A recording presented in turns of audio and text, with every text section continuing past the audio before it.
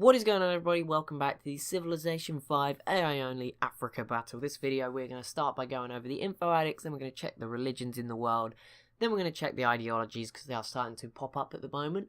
We are just under turn 300, so it's 297, so I thought I'd do it now because, you know, it'll be like 306 or something next video. It'll be a bit random. So yeah, here we're going to go through each of the main sort of statistics, and population is first and leading the way, maybe a surprise to some. Babylon leading the way, 21 million people. Second, we've got Mali, 20 million people. Third place and fourth place, both around the 17. We've got third, fourth, fifth, all 17 million-ish. We like to round it, just make it easier. France, Rome, Rhodesia. We've got Mercuria here, quite a few people in the plus 10 million. Smallest population goes to, these are the dead civs. Only the Ashanti and Tunis are dead so far. They're the only eliminated civs. See, I'm spectating as Siam, so don't worry about that. If you didn't know, that was how I have to spectate the games. Arabia are 36th, so last on population at the moment, 358,000 people. Khazar in second last, 800,000. Everyone else has got over 1 million, so good job, guys. Crop yield, again, Arabia, Khazar down there at the bottom. But leading the way for crop yield is Mali, 312 million, just ahead of the Congo at 306. Rhodesia in third, 280 million bushels. The Mazai in fourth, 246, and Greece 237. So already we're seeing some different people appearing in top fives across different lists. So that's going to be interesting. Got Zimbabwe here too in sixth. Production, always a big one, and Mali leading the way by quite some way as well. 429 million tons of manufactured goods for Mali. That is impressive considering in second is Rhodesia, and they only have 348 million tons. Zimbabwe down there too, 323. So the South African civs doing pretty well for production. You got Babylon from the Arabian Peninsula, 303. I'm surprised they're up there.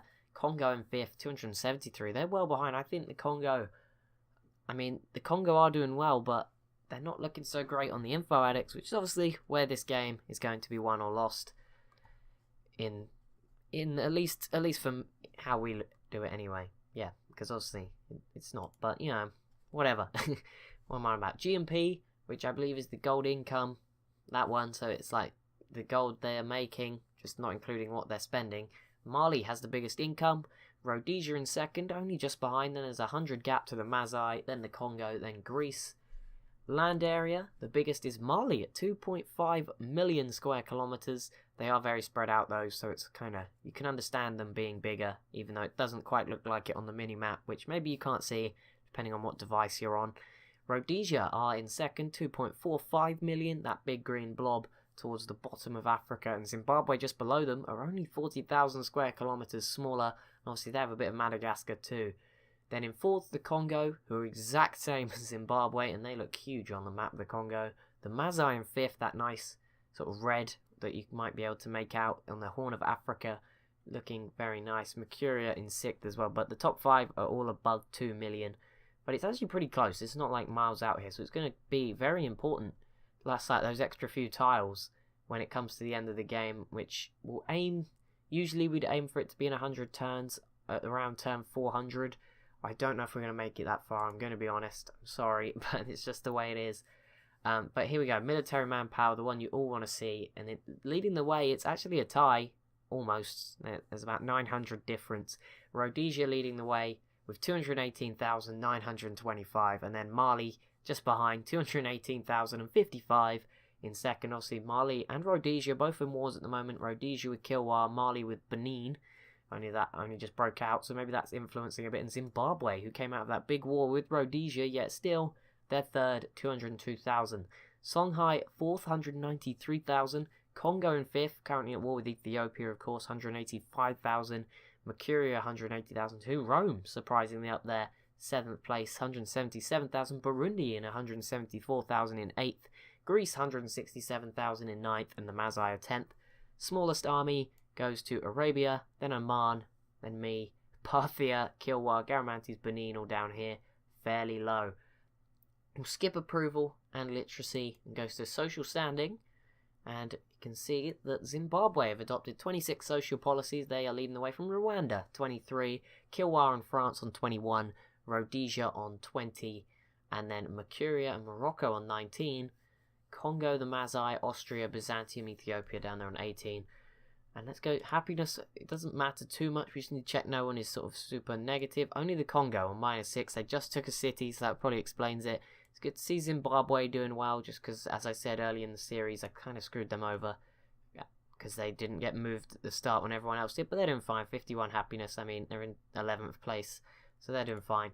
Technologies, leading the way is a tie, Rhodesia 51, Congo 51, then Mali and the Vandals right behind on 50, so Congo aren't pulling away, and I think destroying that rainforest didn't really help. If they'd have held on to that for a bit longer, but most of it's gone now.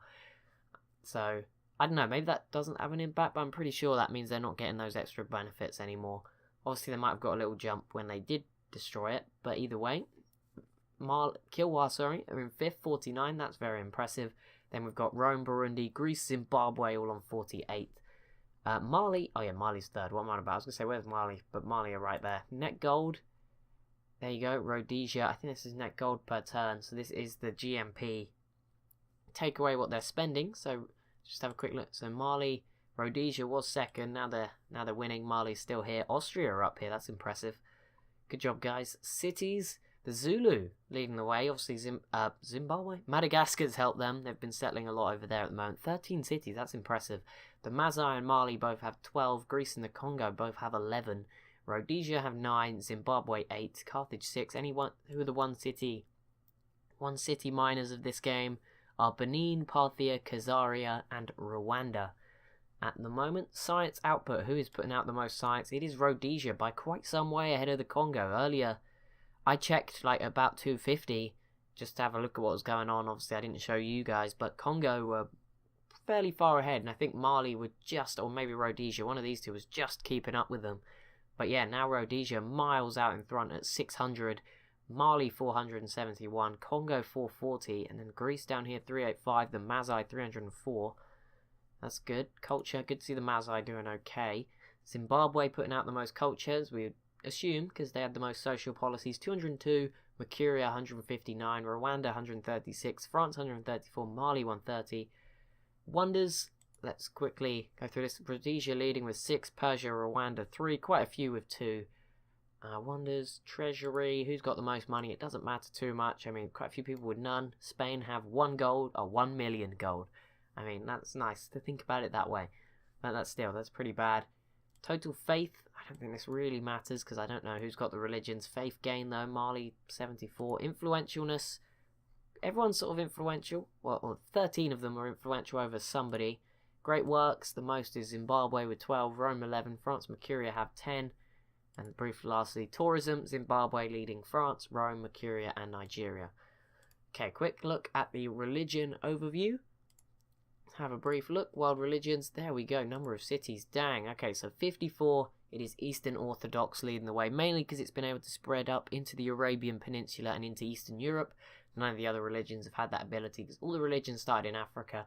Obviously the only other North African religion other than that one but Mercuria was Tunis's Shinto, and obviously Tunis didn't have the best of games to be spreading a religion. Second place is Kilwa's Islam, which will obviously be pretty strong in the south of Africa. It's the only real sort of religion down in the southern part of the map. So yeah, that's going to be doing pretty well. 35 cities. In third is Sikhism from Mali, doing pretty well over in West Africa. Obviously they had to fight off Protestantism from Nigeria. That didn't have a problem with that. Also Hinduism was in North Africa from the Garamantes, but the Garamantes haven't had a good enough game to spread that. Confucianism from Ethiopia. I definitely said that wrong. You always moan at me, but whatever. Confucianism, 12 cities from Ethiopia. I mean, it's okay. It is what it is. It's probably just that there's a lack of religions around them. Although Mercury is there, so I don't know how that would be possible. But either way, there you go. Let's quickly have a look at the beliefs of Eastern Orthodox, if it does. Yep, there we go. I don't want to go through all of them, but Eastern Orthodox here, they have got missionary zeal, unity of the prophets, religious community, oral tradition, monasteries, and interfaith dialogue. Anyone who knows about the religious part of the game, there you go, you know about it. If not, at least you can pause it and maybe pause it now and have a quick read of each one. And finally, let's quickly do the culture victory, and then we'll have about time to just do a couple of turns. This has really taken a while. Ideology so far, order is Rhodesia and Mali, two of the leaders in this game. And obviously you've got Congo, Zimbabwe and Greece going autocratic. So I think we're going to really see an interesting ideology game this time. And France are also out there. Autocracy might be starting to slant towards winning now because Greece is adding to it already, having strong tourism. But France might lure some more people towards freedom, because 28 is good. I mean, that's the same as the 2 order civs. But at the moment, they're all suffering dissidents.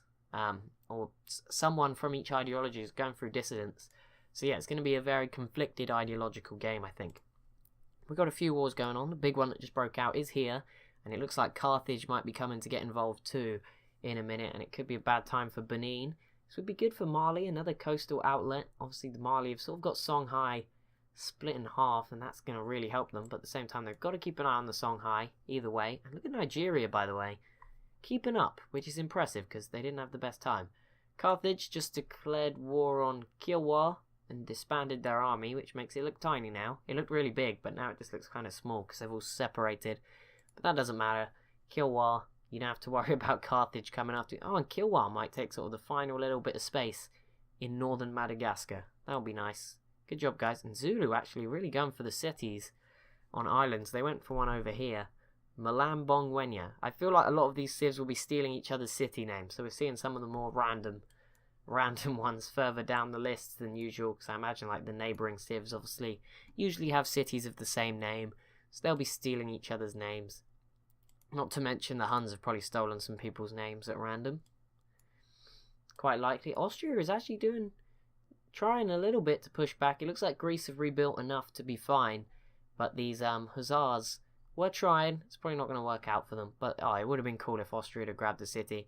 And the Zulu, yeah, autocracy is starting to see a slant towards winning. Zimbabwe, Congo, Greece, that's a bit of a dream team. Now they've got the Zulu, who I'm impressed are even have an ideology yet, but there you go, they must have built those factories.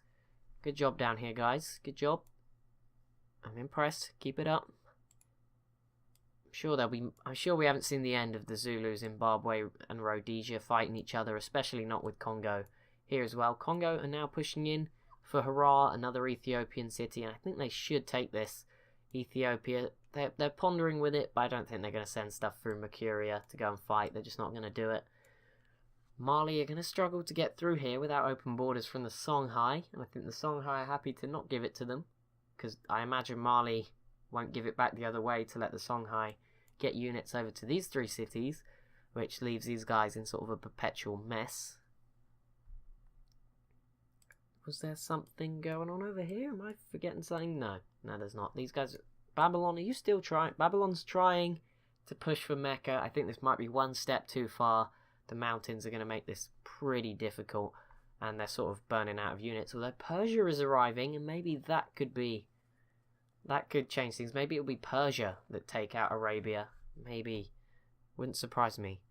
Upcoming session for World Religion Shinto and the banning of sugar. Wow, this is a terrible world. No sugar. I mean, that is going to screw Mercuria's economy, I imagine. Imagine they're exporting quite a bit of sugar. You know, they seem to have almost all of the world's sugar being produced here. No wonder they were able to come back into this game. Mercuria is probably this world's home of Coca-Cola. Actually, probably not. It's only 1858. But, you know, you get my gist. They have oranges, too. Like, what a place to live. Mercuria and foxes. I mean, not that I would need fur, but, you know, that's pretty cool. And they have silver, so they've got some good resources down here.